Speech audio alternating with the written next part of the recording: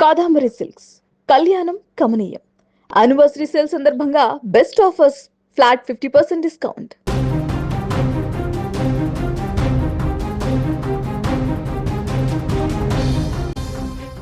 జనసేన అధినేత AP deputy CM Pawan Kalyan కు ముంబైలో భుజానికి శస్త్రచికిత్స విజయవంతంగా పూర్తయింది. గత 10 ఏళ్లుగా సాగిన పోరాట యాత్రలు, సుదీర్ఘ ఎన్నికల ప్రచారాల వల్ల ఆయన 2 భుజాల రొటేటర్ కండరాలు తీవ్రంగా దెబ్బతిన్నాయి. దీంతో శనివారం ఉదయం ముంబైలోని ప్రముఖ ఆసుపత్రిలో వైద్యుల బృందం ఆయనకు సర్జరీ పూర్తి చేసింది.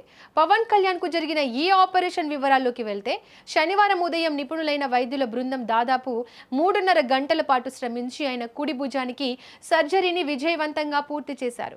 అభిమానులు ఉత్సాహంతో చేతులు పట్టుకొని లాగడం వల్లే ఈ సమస్య తలెత్తినట్లు తెలుస్తోంది. ప్రస్తుతం పవన్ కళ్యాణ్ గారు ఆపరేషన్ థియేటర్ నుంచి బయటకు వచ్చి వైద్యుల పర్యవేక్షణలో ఐసీయూ లేదా రికవరీ రూమ్ లో కోలుకుంటున్నారు. అయితే జన సైనికులు, అభిమానులకు అందుతున్న ముఖ్య సమాచారం ఏంటంటే, పవన్ కళ్యాణ్ కు కేవలం కుడి భుజానికే కాదు, ఎడమ భుజానికి కూడా సమస్య ఉంది.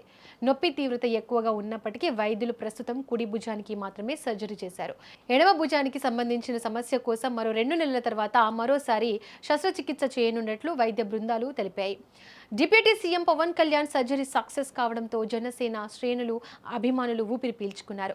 ఆయన త్వరగా కోలుకోవాలని సామాజిక మాధ్యమాల్లో పెద్ద ఎత్తున పోస్టులు పెడుతున్నారు. పవన్ కళ్యాణ్ గారు త్వరలోనే పూర్తి ఆరోగ్యంతో మళ్ళీ మన ముందుకు రావాలని ఆశిస్తూ, మరిన్ని పొలిటికల్ సినిమా అప్డేట్స్ కోసం మా ఛానల్ని ఇప్పుడే సబ్స్క్రైబ్ చేసుకోండి. Thank you for watching.